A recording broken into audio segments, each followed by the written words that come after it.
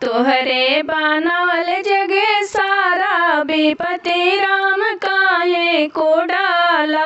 तोहरे बनावल जगे सारा विपत्ति राम काहे को डाला। गंगा जमुना दोनों एक कोख जनमे, गंगा जमुना दोनों एक कोख जनमे।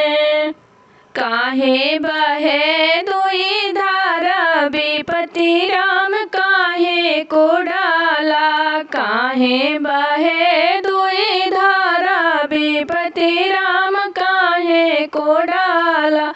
तोहरे बनावल जगे सारा विपत्ति राम काहे को डाला। तोहरे बनावल जगे सारा विपत्ति राम काहे को डाला।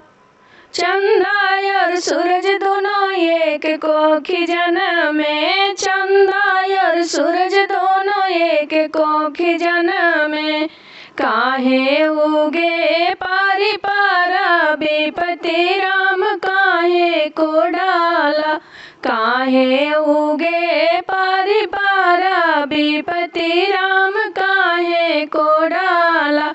तोहरे बनावल जगे सारा विपत्ति राम काहे को डाला।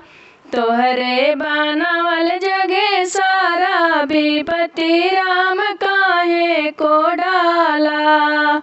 भाई बहिन दोनों एक कोखी जनमे, भाई बहिन दोनों एक कोखी जनमे। काहे बहिन भैली पराई विपत्ति राम काहे को डाला। काहे बहिन भैली पराई विपत्ति राम काहे को डाला। तोहरे बनावल जगे सारा विपत्ति राम काहे को डाला।